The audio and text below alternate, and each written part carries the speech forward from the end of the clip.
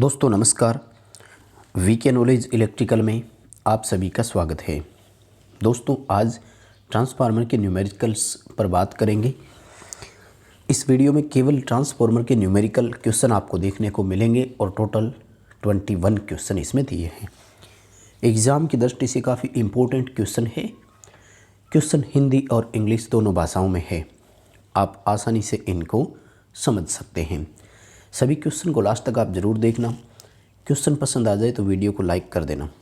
अपने फ्रेंड्स को भी आप आगे शेयर ज़रूर करें और आप यदि चैनल पर नए हैं तो हमारे चैनल को सब्सक्राइब ज़रूर करें।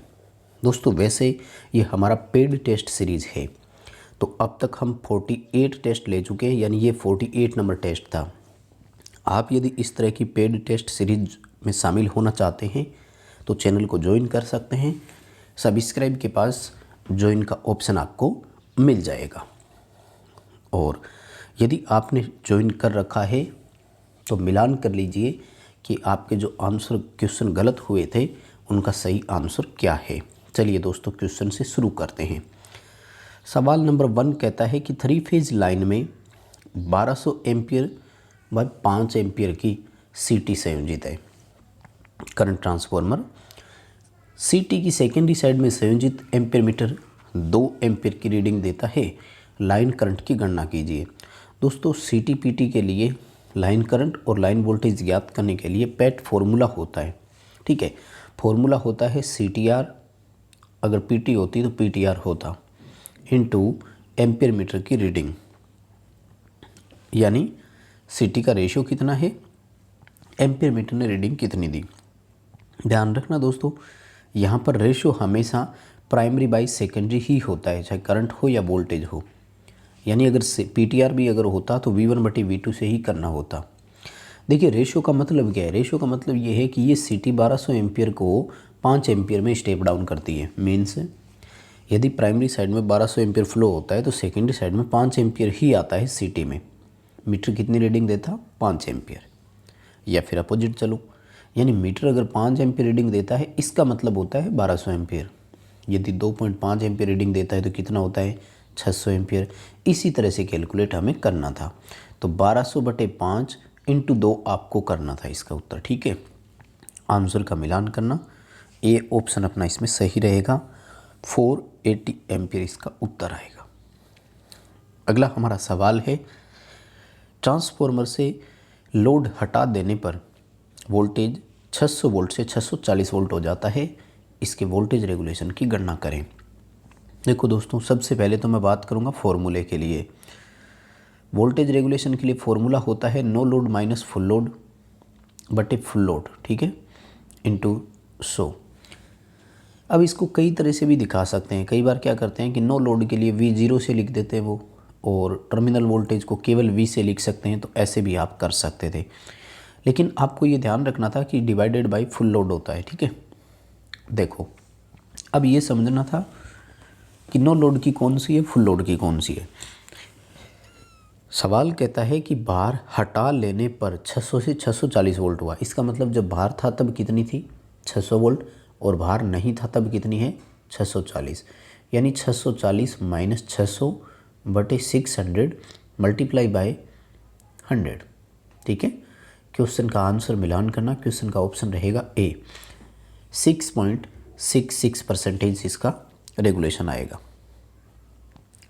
अगला हमारा सवाल है कि 10 kVA 3 फेज का ट्रांसफार्मर है, 400 वोल्ट को 200 वोल्ट में स्टेप डाउन करता है। सेकेंडरी करंट की गणना कीजिए। दोस्तों 3 फेज ट्रांसफार्मर के लिए करंट में आप क्या कर सकते हैं कि जो KVA रेटिंग होती है ना, वो √3V × I से होती है। सिंगल फेज में ओनली V × I, 3 फेज में √3V × I होता है। तो KVA रेटिंग जो है ना वो प्राइमरी और सेकेंडरी की हमेशा बराबर होती है। यानी V1 × I1 करोगे √3 के साथ तब भी 10 kVA उत्तर आना चाहिए, और √3V2 × I2 करोगे तब भी उत्तर कितना आना चाहिए, 10 kVA।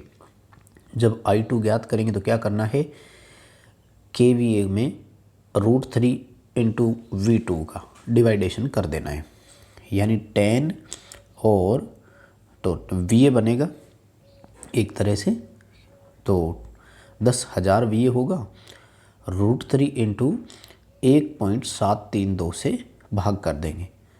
क्वेश्चन का आंसर मिलान करें, उत्तर आएगा 28 एम्पियर। दोस्तों कैलकुलेशन आप मिलान ज़रूर करते जाएं और किसी भी क्वेश्चन में यदि आपकी कैलकुलेशन अलग आती है तो कमेंट करके हमें ज़रूर बताएं। अगला सवाल कहता है एक ट्रांसफार्मर में 20% ओवरलोड है, उस समय आयरन लॉस 300 वाट, कॉपर लॉस 600 वाट है। मैक्सिमम एफिशिएंसी के लिए ट्रांसफार्मर पर भार कितना होना चाहिए। देखो दोस्तों अभी कितना भार है, 120%। ठीक है, कोई बात नहीं, हमारे लिए मानते हैं कि इकाई है ये भार। ट्रांसफार्मर की दक्षता मैक्सिमम तब होती है जब दोनों हानियाँ बराबर हो। अब हम सब जानते हैं कि लोहे हानि तो 300 वाट फिक्स रहती है, बदल नहीं सकती। कॉपर लॉस चेंज हो सकता है, इसे बदलना होगा। कॉपर लॉस भार के साथ बदलता है, हम सब जानते हैं। तो हमें ये देखना है कि 600 वाट वाला जो कॉपर लॉस अब है ये 300 वाट किस भार पर हो जाएगा, बस उतना ही भार इस पर डालना है। देखिए दोस्तों जो ये जो 600 वाट दिया हुआ होता है ना, इसको आर मान लिया करो। पूर्ण भार का जब दिया हुआ हो ना, इसके लिए फॉर्मूला होता है, फिक्स है। ठीक है, पूर्ण भार पर है तो इसको आर मान लिया करो। ठीक है, नया लॉस हमें कितना चाहिए, 300 वाट चाहिए। तो देखो पी और आर तो मिल ही गया ना, और लोड जो होता है ना इसी से धारा निकलती है हमेशा, लोड करंट ही तो कहलाती है।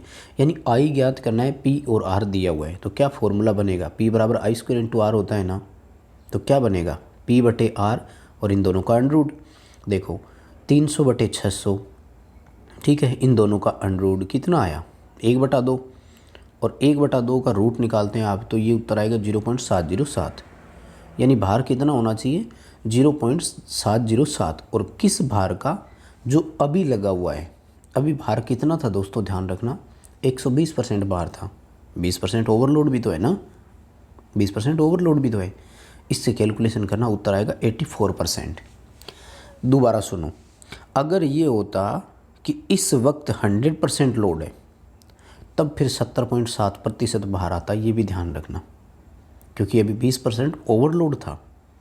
अगर 100% लोड पे ऐसा होता, पूर्ण भार पर ऐसा होता, तो फिर हमें 70.7 यानी लगभग 71% लोड पे मैक्सिमम एफिशिएंसी प्राप्त हो जाती। अगला सवाल है कि पूर्ण भार पर यानी फुल लोड पर एक ट्रांसफार्मर में आयरन लॉस 400, कॉपर लॉस 1600 वाट है, केवीए रेटिंग 50 है, 0.8 पावर फैक्टर ट्रांसफार्मर की एफिशिएंसी कितनी होगी। देखो एफिशिएंसी के लिए क्या फॉर्मूला है, आउटपुट बटे इनपुट इंटू 100। देखो आउटपुट कितनी है 50 इंटू 0.8, 40 केवीए हो गया ना, सॉरी किलोवाट हो गया। 40 किलोवाट का आउटपुट है। इनपुट कितना है 400 वाट का लो है हानि, 1600 वाट का ये कितना हो गया 2000 वाट का लॉस हो गया, राइट। तो 40/42 कर देंगे, इंटू 100 से मल्टीप्लाई कर देना, लगभग आपका आंसर है, मिलान कर लेना, आई थिंक 93% के आसपास आएगा।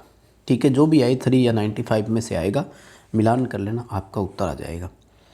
अगला सवाल है कि पूर्ण भार पर कॉपर लॉस 1500 वाट है, 3/5 भार पर कितना होगा। देखो अभी बताया मैंने, पूर्ण भार पर जो लॉस होता है उसको आर मान लिया करो।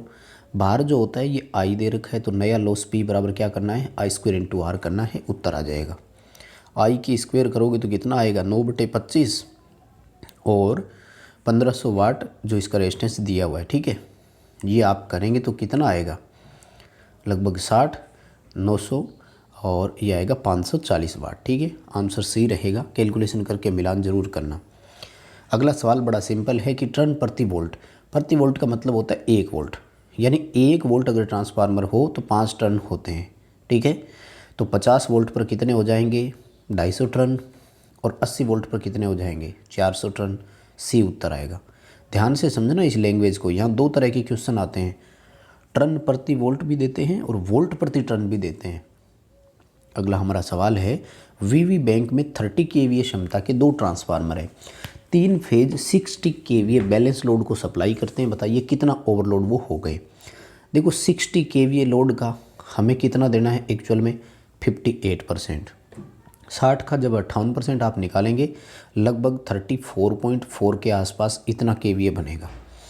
34.4 केवीए लगभग हमें देना था। ट्रांसफार्मर की क्षमता कितनी है 30 केवीए, एक्स्ट्रा लोड कितना हो गया 4 केवीए, यानी 4 केवीए ओवरलोड हुआ है। कौन सा? 30 केवीए वाला। ठीक है, प्रतिशत निकाल दो, लगभग 16% इसका अपने उत्तर आएगा। मिलान जरूर करना आंसर का, कमेंट करके हमें ज़रूर बताते रहें। अगला सवाल है कि 1/k, दोस्तों रेशियो जो होता है ना वो k होता है, ना कि 1/k। ठीक है, जो k होता है ना ये होता है n2/n1 या v2/v1। लेकिन जैसे ही आप 1/k कर देते हैं तो ये बन जाता है n1/n2। ठीक है ना, इसका मान 2 दिया हुआ है अपन को। ठीक है, और सेकेंडरी वोल्टेज हमें दी, यानी v1/v2 का मान कितना दिया है? 2। ठीक है, दोनों का अनुपात कितना आ रहा है? 2 आ रहा है। 1/k का मतलब v1/v2 है। अगर सीधा k होता तो v2/v1 होता। ठीक है, अब देखो फिर v1 ज्ञात करना है और v2 कितना दिया है? 200। कैलकुलेशन करना, उत्तर आएगा 400 वोल्ट। आंसर रहेगा सी। अगला सवाल है कि फुल लोड और मैक्सिमम एफिशिएंसी पर कार्यरत एक ट्रांसफार्मर में आयरन लॉस 1000 वाट है। इस समय ट्रांसफार्मर में टोटल लॉस कितना है? बड़ा साधारण सा था। जब उच्चतम दक्षता पर वर्क करता है तो दोनों हानियां बराबर होती हैं। Iron loss equal to copper loss, यानी 1000 वाट आयरन लॉस है तो 1000 वाट का ही कॉपर लॉस है। इस समय ट्रांसफार्मर में टोटल लॉस कितना हो रहा है? 2000 वाट का हो रहा है। उत्तर क्या करेंगे? बी। अगला सवाल, 0.8 लैगिंग पावर फैक्टर पर 80 किलोवाट शक्ति प्रदान करता है, बताइए केवीए रेटिंग कितनी है? तो केवीए बराबर क्या हो जाएगा? किलोवाट बटे कोस फाई, है ना। ये तो साधारण सा ही था। 80/0.8 करेंगे तो उत्तर आएगा 100 केवीए। ट्रांसफॉर्मर 100 केवीए रेटिंग का है। अगला सवाल है 10 केवीए सिंगल फेज ट्रांसफार्मर की सेकेंडरी धारा ज्ञात करें। देखो दोस्तों, पहले आया था सेम डेटा थे लेकिन 3 फेज ट्रांसफार्मर था। सिंगल फेज में क्या होता है कि केवीए जो है वो V/I से हो जाता है। ये ध्यान रखना, किलो है तो 1000 का भाग भी देना है, वो मैंने उस फॉर्मूले में बताया नहीं था। या सीधे सीधे यूँ कह सकते हो कि VA बराबर V/I होता है। ठीक है, तो V2/I2 करेंगे, आंसर आ जाएगा। यानी इस बार हमें क्या करना है? 10,000 VA में केवल 200 वोल्ट का ही भाग देना है। √3 या √1 √2 से मल्टीप्लाई करने की ज़रूरत नहीं है। ठीक है ना, तो इस बार जो हमारा आंसर आएगा वो 25 एम्पियर आएगा। 3 फेज ट्रांसफार्मर में करंट आई थी 28 एम्पियर सेकेंडरी की, अब आइए 50 एम्पियर। अगला सवाल, एक ट्रांसफार्मर की हाई वोल्टेज साइड डेल्टा में, लो वोल्टेज साइड स्टार में है, निम्न में से कौन सा सही फेज विस्थापन है? दोस्तों ये था कनेक्शन के अकॉर्डिंग। ट्रांसफार्मर में फेज विस्थापन होते हैं 3 तरीके के, या तो 0 डिग्री या 180 डिग्री या 30 डिग्री। 30 डिग्री वाले जो होते हैं ना वो होते हैं 2 तरीके के, या तो 30 डिग्री प्लस के या 30 डिग्री माइनस के। देखो 0 तब आता है जब डेल्टा डेल्टा या स्टार स्टार हो। देखो ट्रांसफार्मर की दोनों प्राइमरी और सेकेंडरी इस तरह से जुड़ी हुई हो तब 0 कहलाएगा, या फिर प्राइमरी और सेकेंडरी इस तरह से जुड़ी हो तब 0 कहलाएगा। इसी तरह से स्टार में जब दोनों प्राइमरी सेकेंडरी यूँ जुड़ी हुई हो तो 0 कहलाएगा, या फिर दोनों प्राइमरी सेकेंडरी यूँ जुड़ी हो तो 0 कहलाएगा। 180 कब आएगा? जब प्राइमरी डेल्टा में यूँ हो, सेकेंडरी डेल्टा में यूँ हो, या फिर प्राइमरी यूँ हो और सेकेंडरी यूँ। अगर ये कनेक्शन आते हैं तो ये कहलाता है 180 डिग्री। इसी तरह से स्टार का आ जाता है 30 डिग्री आता है स्टार और डेल्टा का, और ये डिपेंड करता है कि जैसे ये देख रहे हैं अपन तो ये तो कहलाती है 11 बजे की पोजीशन, और ये जो होती है ये कहलाती है 1 बजे की पोजीशन। तो 11 बज रहे हैं कि 1 बज रहे हैं ये देखा जाता है, इसलिए प्लस माइनस होता है। ठीक है, तो इसका आंसर अपना ए आएगा।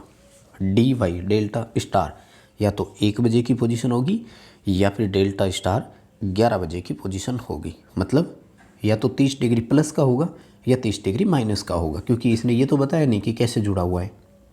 अगला सवाल, फुल लोड पर ट्रांसफार्मर में आयरन लॉस 400 वाट, कॉपर लॉस 1600 वाट, ट्रांसफार्मर की एफिशिएंसी 50 kVA, 0.8 पावर फैक्टर, आधे भार पर ट्रांसफार्मर की दक्षता। देखो पहले पूर्ण भार पर दक्षता पूछी, अब हाफ लोड पर पूछी। सीधी सी बात है, हाफ लोड पर कॉपर लॉस कितना हो जाएगा? 400, बस और कोई दिक्कत नहीं है। 0.8 पावर फैक्टर, 50 kVA, आउटपुट तो 40 किलोवाट ही होगी ना। लेकिन इस बार इनपुट कितनी है? इनपुट 400 और 400 800 वाट, यानी 40.8 किलोवाट इनपुट है मात्र। ये करना था, और इसको जब करेंगे तो आपका आंसर आएगा 98%। ठीक है, इस बार एफिशिएंसी कितनी आएगी? 98% आएगी। अगला सवाल, फुल लोड पर कॉपर लॉस 1600 वाट है, आधे भार पर कितना होगा? जब भार आधा करते हैं तो कॉपर लॉस 1/4 हो जाता है, 400 वाट उत्तर आएगा। अगला सवाल है कि 600 केवी के ट्रांसफार्मर में 400 kilowatt iron, 500 kilowatt copper loss है। मैक्सिमम एफिशिएंसी के लिए भार पर केवी रेटिंग कौन सी होनी चाहिए? बस दोस्तों वही बात आ गई। मैक्सिमम एफिशिएंसी कब होगी? जब दोनों लॉस बराबर हो। अब आयरन लॉस बढ़ करके 500 हो नहीं सकता, कॉपर लॉस घट करके 400 हो सकता है। करना क्या है, ये हमें किसी समय दिया हुआ था, आर मान लेंगे। ये नया लॉस है, लोड निकालना है, धारा निकाल करके उसको क्या करेंगे, 600 से मल्टीप्लाई कर देंगे, उत्तर आ जाएगा। क्या करना है, आई बराबर तो 400/500, दोनों का रूट निकालना है। ये जितना यहाँ पर लोड आए ना, उसे आपको 600 केवीए से मल्टीप्लाई करना है, तो आंसर आप देखोगे उत्तर आएगा लगभग 537 केवीए। मिलान जरूर करना, कमेंट करके हमें ज़रूर बताना कि क्या 537 ही आ रहा है उत्तर। अगला सवाल, पूर्ण भार और उच्चतम दक्षता पर कार्यरत ट्रांसफार्मर में आयरन लॉस 1000 वाट है, आधे भार पर कॉपर हानि कितनी होगी? देखो इस समय कॉपर हानि कितनी है, 1000 वाट। कैसे? मैक्सिमम एफिशिएंसी से वर्क कर रहा है, दोनों हानियाँ बराबर है। भार आधा कर दिया तो कॉपर लॉस 1/4 हो जाएगा। कितना हो गया? 250 वाट। अगला सवाल है कि ट्रांसफार्मर में रेशियो का मान 2 है। हाँ दोस्तों इस बार ध्यान रखना, अब रेशियो के लिए आपको N2/N1 ही रखना है, क्योंकि स्पष्ट रेशियो लिखा है। अगर 1/K बराबर 2 लिखता तो N1/N2 होता, ध्यान रखें, ठीक है। तो सवाल क्या पूछा गया, रेशियो का मान 2 है, ठीक है। सेकेंडरी में टर्न पूछे हैं, प्राइमरी में टर्न कितने हैं, 100, तो सेकेंडरी के टर्न कितने होंगे, 200। अगला सवाल, 7:2 स्टेप डाउन वाला ट्रांसफार्मर की एक सेकेंडरी, 3:1 स्टेप डाउन वाले ट्रांसफार्मर की प्राइमरी से संयोजित है। दोनों ट्रांसफार्मर की टोटल स्टेप डाउन रेटिंग कितनी होगी? दोस्तों सबसे आसान क्वेश्चन तो ये बता दूं तरीका इसका, कि फर्स्ट को आपस में मल्टीप्लाई कर दिया करो, यानी 7/3 अनुपात, सेकंड को आपस में कर दिया करो 2/1, कितना बनेगा, 21:2। साधारण सा तरीका है, क्वेश्चन का आंसर ए आएगा। फिर भी आप देखना चाहो तो एक तरीका और ले सकते हो। मान लीजिए कि हमने किसी समय यहाँ पर इस 7 साइड में 21 वोल्ट दिया, ठीक है ना, तो इस 2 वोल्ट की साइड कितने मिलेंगे, 6 वोल्ट। ये 6 वोल्ट इसके लिए इनपुट हो गया, ठीक है ना, तो ये इसको बाहर कितना देगा, 2 वोल्ट, ठीक है ना, यानी 21 के बदले हमें कितना मिला, 2, तो 21:2 हो गया रेशो ओवरऑल। अगला सवाल है कि पूर्ण भार और उच्चतम दक्षता पर कार्यरत ट्रांसफार्मर में लोड हानि 1000 वाट है, आधे भार पर टोटल लॉस कितनी होगी? देखो आधे भार पर आयरन लॉस तो 1000 ही रहेगा, लेकिन कॉपर लॉस 250 हो जाएगा, इसलिए टोटल हानि कितनी होगी, 1250 वाट होगी। अगला सवाल है कि पूर्ण भार पर ट्रांसफार्मर में लोड हानि 400, कॉपर लॉस 1600 वाट है। ट्रांसफार्मर की क्षमता 50 kVA है, 0.8 पावर फैक्टर पर ट्रांसफार्मर की आउटपुट कितनी है? तो ये तो हम कर चुके थे ना, किलोवाट बराबर KVA इंटू cos फाई होता है, ठीक है। तो KVA है 50, पावर फैक्टर 0.8, उत्तर आएगा 40 किलोवाट। बस दोस्तों ये थे आज के 21 क्वेश्चन। यदि क्वेश्चन पसंद आए तो वीडियो को लाइक करें, कमेंट करके हमें ज़रूर बताएं कि आपको क्वेश्चन कैसे लगे, आपका स्कोर कितना रहा, और आप यदि चैनल पर नए हैं तो चैनल को सब्सक्राइब जरूर करें। आप यदि इस तरह के टेस्ट देना चाहते हैं तो चैनल को ज्वाइन कीजिए।